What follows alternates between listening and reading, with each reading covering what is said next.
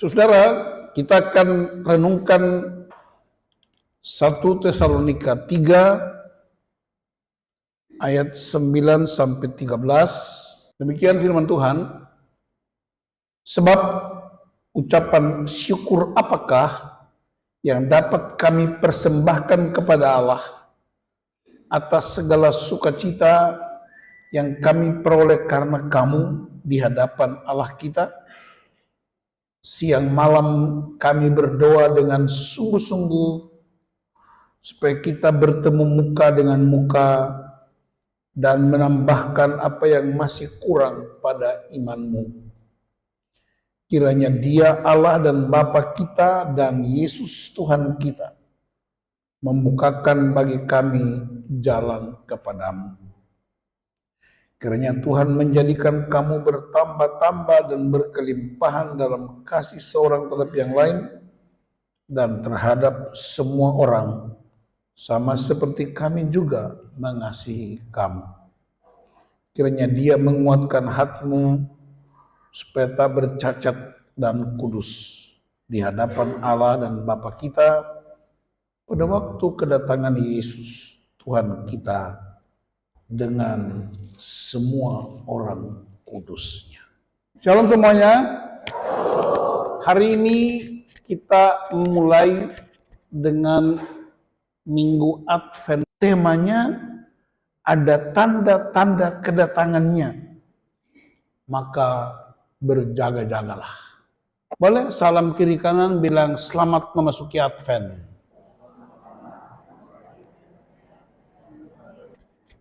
Apa yang dinantikan? Serangan fajar,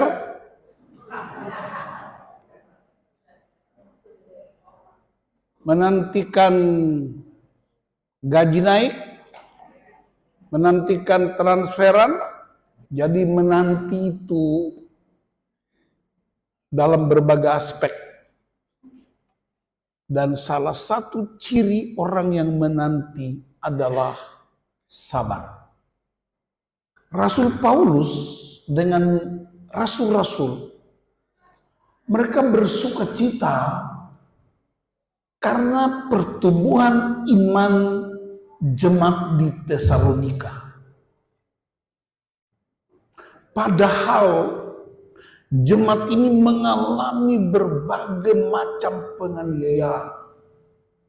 Mereka mengalami ancaman, bahkan mengalami godaan-godaan yang bisa membuat mereka melarikan diri dari Kristus. Maka Paulus tidak bisa datang, rasul-rasul tidak bisa datang untuk menguatkan jemaat.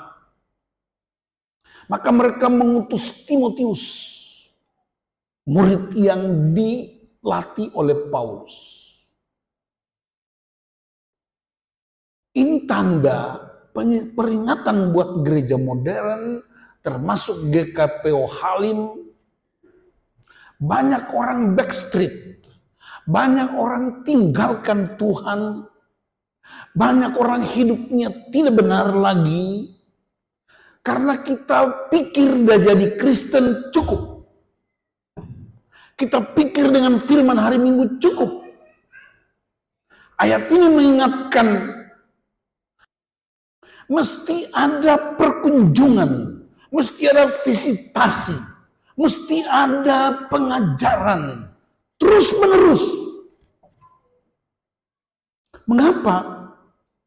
Karena ada penggoda. Siapa penggodanya? Dia bernama iblis. Iblis itu nama aslinya Hileel, malaikat pemberontak yang dibuang Allah ke bumi karena tidak taat. Dia bernama setan. Dalam bahasa Latin Lucifer. Dalam bahasa Batak disebut Sibolis. Nah, iblis itu, saudara-saudara, dia ngerti firman. Saya ulangi. Lucifer itu, Sibolis itu, dia tahu firman. Dari mana dia tahu? Dia malaikat yang ikut dalam penciptaan dunia oleh Allah. Paulus dan rasul-rasul, mereka bilang begini, kami bersyukur dan bersuka cita. Karena kami mendengar imanmu. Tapi supaya imanmu itu jangan tergores, maka kami mengutus Timotius untuk menguatkan kamu dan mengingatkan apa yang sudah kamu dengar. Ini yang disebut the power of repetition. Kuasa pengulangan. Gereja-gereja modern, Sabtu Minggu 7 tema. 30 hari 30 tema. Kapan prakteknya? Jadi kita kelihatannya tahu firman, tapi kelakuan kita. Itulah sebabnya dibutuhkan namanya the power of repetition. Harus diulang terus-menerus. Baik secara pribadi maupun komunitas. Persekutuan keluarga, persekutuan kompleks, persekutuan komunitas-komunitas, anak-anak katekumen, pemuda-pemuda gereja, mama-mama atau ibu-ibu, bapak-bapak. Yang paling malas kebaktian itu kaum bapak. Tapi di sini enggak. Maksudnya enggak ngaku. Pria itu sumber, pria itu Adam. Adam artinya sumber. Adam dari tanah. Tanah itu sumber dari segala sesuatu. Dan Allah ambil sumber untuk bikin sumber supaya dia menyumberi semuanya. Kasih ingat mereka tentang tanggung jawab sebagai imam. Imam yang membawa keluarga kepada Tuhan. Kasih ingat mereka tentang nabi. Nabi yang menyampaikan kebenaran kepada keluarga. Kasih ingat mereka sebagai pemimpin yang mengambil keputusan untuk keluarga. Ini penting, saudara. Ini yang dibangun oleh Rasul Paulus dan murid-murid bersama dengan Timotius. Maka Paulus bilang dalam ayat 9, sebab ucapan syukur apakah yang dapat kami persembahkan kepada Allah atas segala sukacita yang kami peroleh karena kamu di hadapan Allah kita? Apa bentuk ucapan syukurnya? Anak kami dua pria. Yang bungsu itu dia kuliah di Salatiga. Dia udah wisuda, tapi 5-6 tahun lalu dia semester 3 nilai 3 mata kuliah dapat Eko. Artinya tidak lulus. Saya tanya dokter teman kami, kenapa Kevin tidak lulus? Dia kan cerdas tuh, pintar dia. Dia bilang, Pak, waktu itu ada satu virus yang menyerang anak-anak muda, tidak semua, dan itu tidak berbahaya. Sebuah sindrom yang membuat anak-anak itu malas belajar, malas makan, malas keluar rumah, hanya tinggal di kamar, bahkan malas mandi. Jadi dokter bilang begini, beberapa anak kena sindrom ini, Kevin kena. Maka dia malas belajar, malas kuliah, dan dapat E. Setelah liburan, saya telepon dia, nak, pulang Jakarta. Udah pulang aja, papi nggak marah. Karena dia takut nilainya E. Saudara tahu kan nilai E artinya apa? Ulang, apa artinya ulang? Hepeng lagi. Waktu dia pulang libur, saya ajak dia dan maminya dan abangnya kami makan di sebuah restoran yang menurut ukuran pendeta sangat mahal. Lalu dia tanya begini, Pak, kita rayakan acara apa? Siapa yang ulang tahun? Saya bilang kita mengucap syukur karena Kevin tidak lulus 3 mata kuliah.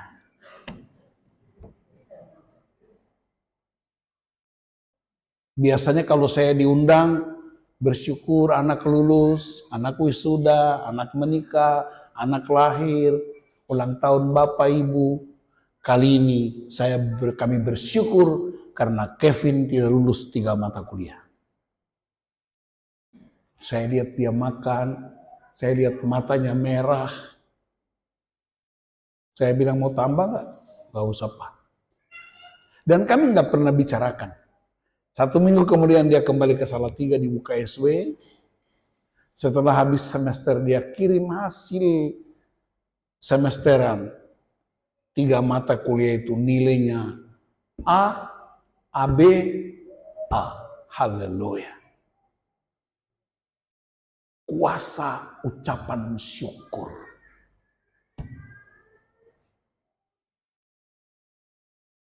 Kekerasan tidak pernah menyelesaikan masalah. Rasul Paulus dan rasul-rasul lain mengucap syukur.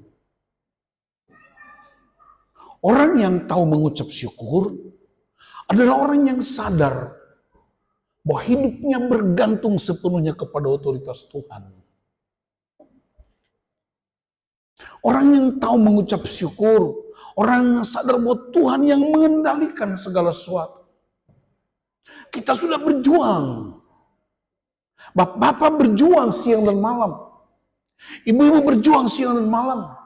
Para pendeta berjuang siang dan malam. Bahkan ayat 10 dia bilang begini, siang malam kami berdoa dengan sungguh-sungguh. Supaya kamu bertemu dengan kamu. Jadi usaha kita siang dan malam. Ngapain? Berdoa. Dan menjelang pilkada, orang ramai ke gereja. Tim suksesnya. Dan orang yang mau maju. Begitu habis pilkada, yang sukses itu timnya. Jadi lihat, sudah habis pilkada kan? Kosong gereja. Di mana? Tadi pagi saya telepon seseorang di satu kota. Gereja penuh? Enggak. Biasa aja. Jadi kekristenan yang remeh-temeh.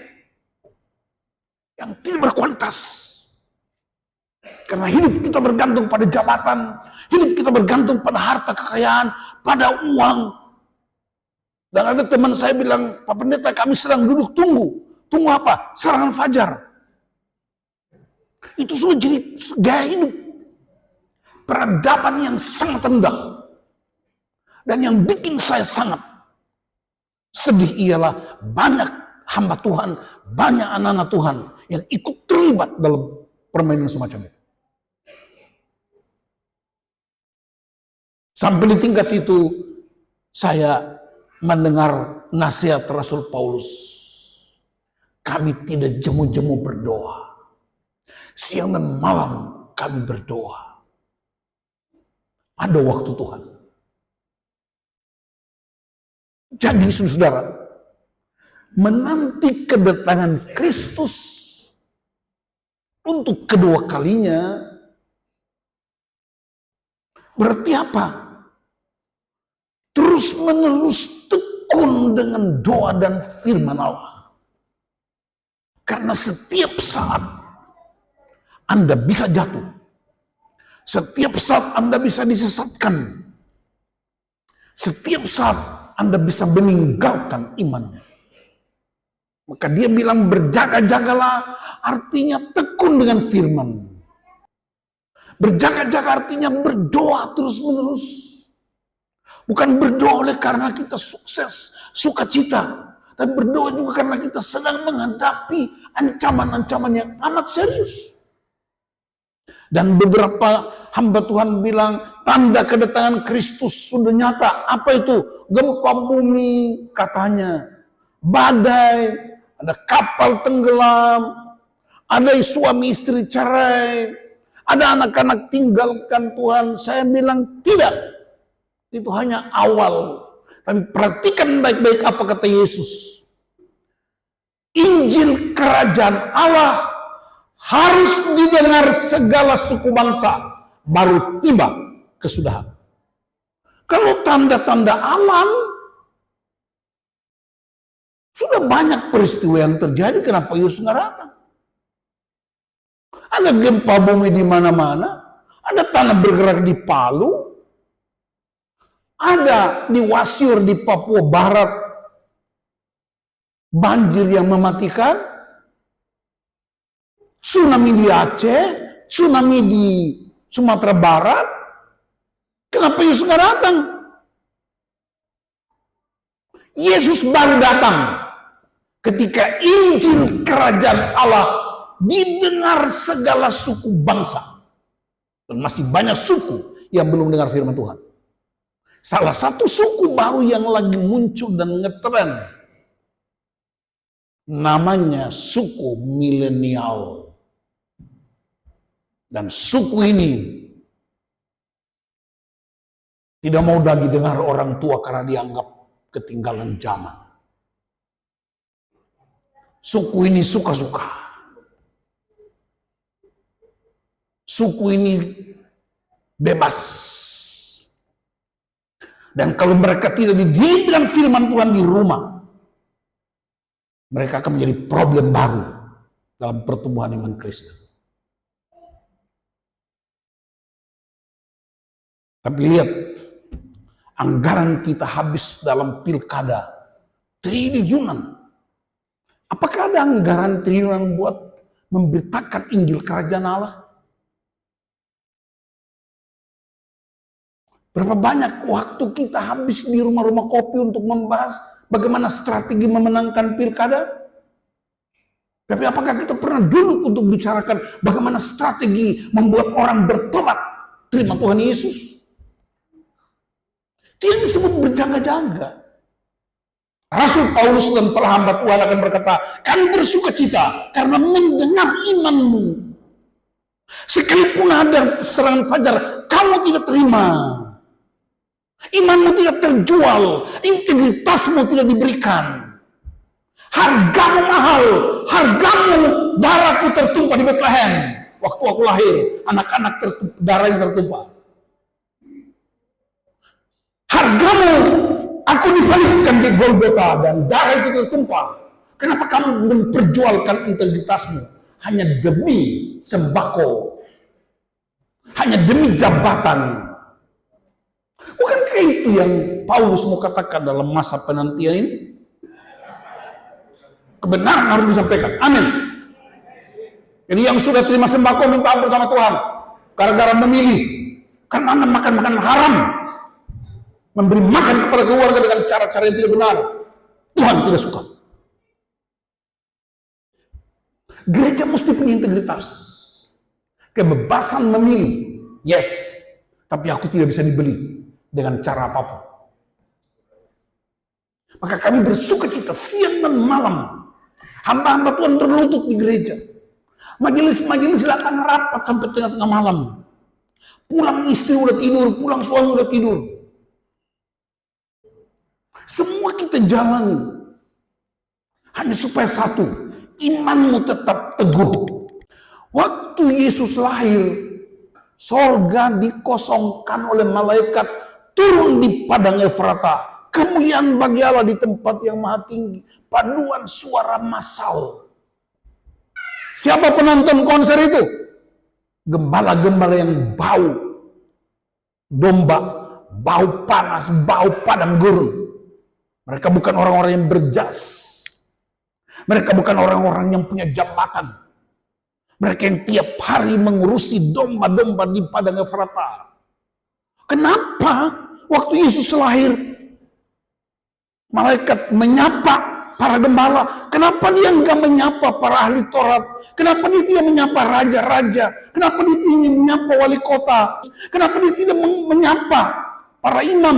Dia menyapa para gembala yang dianggap orang-orang hina. Dia mau bilang begini, hai para gembala, semua kelelahan kalian, Kalian mengumpulkan memelihara domba untuk kebutuhan penyembahan di Bait Allah. Hari ini selesai.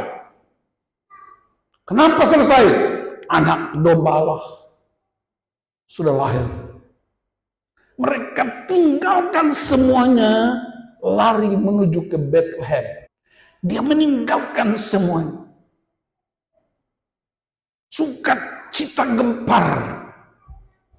Tapi lihat, waktu Yesus disalibkan, dunia diam.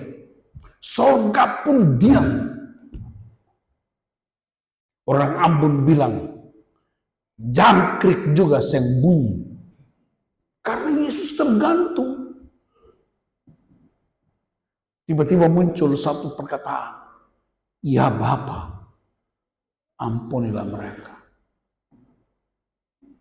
Lihat kontras sukacita kelahiran dan kesunyian kematian.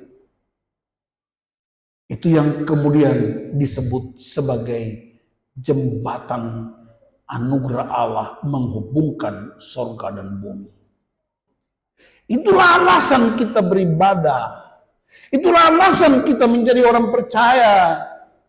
Sejak dia lahir sampai kematian, bahkan sampai kebangkitannya, kita rayakan sebagai sebuah kemenangan.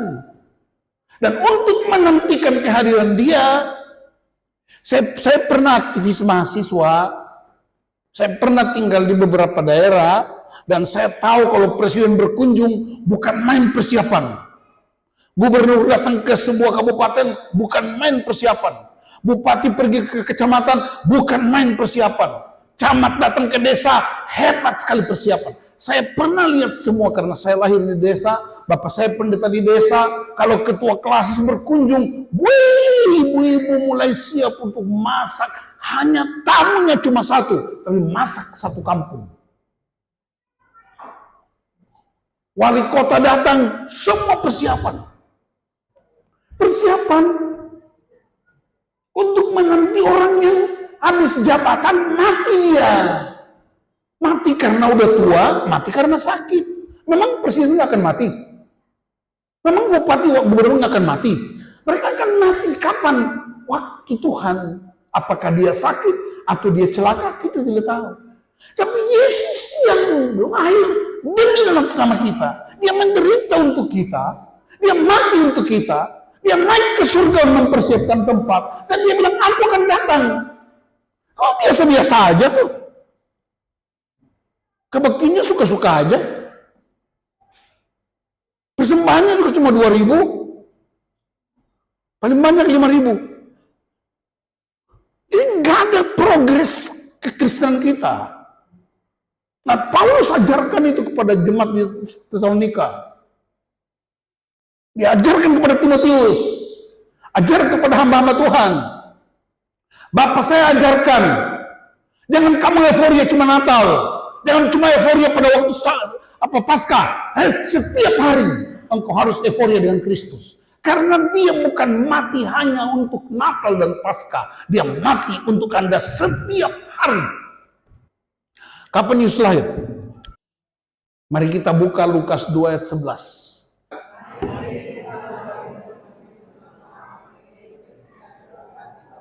Jadi kapan Yesus lahir? Kapan Yesus lahir? Salam kiri kanan bilang selamat Natal. Amin. Kapan Yesus lahir? Hari ini. Makanya pohon Natal di rumah kami 365 hari nggak pernah diganti. Karena Yesus lahir hari ini. Kalau besok pagi saudara bangun namanya apa? Hari ini. Saudara ini tanggal 1 Januari, namanya apa? Hari ini. Kan biasanya di angkot-angkot kan ada ditulis, hari ini bayar, besok gratis. Saudara datang besok pagi, judulnya apa? Hari ini bayar, besok gratis. Apa? Kita nggak usah berangkat, besok aja kan besok gratis. Begitu saudara datang besok, judulnya apa? Hari ini. Jadi Yesus lahir kapan? Hari ini. Makanya kekristenan itu nggak boleh kekristenan Natalan, nggak boleh kekristenan Paskah, nggak boleh kekristenan Adventus. Kekristenan itu every day. every jam, every minute. Supaya iman kita itu bertumbuh dengan benar. Yesus 24 jam satu hari, 365 hari. Dia berkuasa dari tanggal 1 Januari, dia berkuasa tanggal 2 Januari, sampai 31 Desember. Dia tetap Allah yang hidup. Makanya dia bilang, dia akan datang kembali. Saya mau kasih tahu, dunia ini mau berkaya apapun, tidak pernah mengubah kasih Allah. Allah tetap cinta dunia ini, sekalipun Anda meninggalkan dia. Baca Yohanes 3:18, karena begitu besar kasih Allah akan dunia ini. Dia tidak bilang, karena begitu besar kasih Allah akan GKPO Dirgantara, tidak ada ayatnya. Tapi GKPO Dirgantara ada di dunia. Karena begitu besar kasih Allah akan dunia ini. Mau dia kadrun atau bukan kadrun, Allah mengasihi dia. Dia tidak akan datang bukan hanya tunggu untuk pembangunan gereja ini selesai baru dia datang. Dia akan datang segera. Saudara bertobat atau tidak bertobat, tidak mengubah kepeduliannya sama dunia ini. Dia tetap mengasihi kita. Sekalipun Anda menyangkal dia. Itu yang disebut dia akan datang. Dia datang untuk membuktikan bahwa dia tidak meninggalkan kita di bumi ini. Dia itu seperti ada CCTV di surga untuk memantau kita tiap hari. Kita cari siapa? Tuhan suruh cari kerajaan Allah. Kita cari jabatan. Cari terus. Saya mau ingatkan jemaat ini, bersyukur kepada Tuhan itu setiap hari. Karena dia lahir hari ini. Dan tidak mengubah jadwal kedatangan dia. Dia yang tahu. Ada dulu di Bale Endah di Jawa Barat, ada satu pendeta orang Nias. Diajarkan jemaat bahwa Yesus akan segera datang tepat jam 12. Karena itu semua yang kau miliki segera diserahkan. Akhirnya banyak orang kumpul. Ada orang-orang pintar tuh, ada dokter juga di situ. Tetangga kami dari Ambon juga waktu itu hadir, dia tinggalkan suaminya, ibu itu datang. Kumpul semua, nyanyi, menyanyi. Apa yang terjadi? Pas hari itu, menjelang jam 12, dia bilang semua yang kalian miliki serahkan. Cincin kawinnya dilepas semuanya. Dan nanti jam 12, kita akan terangkat ke sorga. Pas 11 lewat 59 menit, semua udah siap-siap. Haleluya. Pas jam 12, semuanya terangkat. Masuk trek polisi, bawa ke kantor polisi. Itu juga pengangkatan. Jadi orang terangkat ke surga, ada juga yang terangkat ke kantor polisi. Masuk surga cuma 2, terangkat dan mati. Tapi kalau terangkat sekarang, saya tidak ikut bertanggung jawab. Karena ini plafonnya tebal.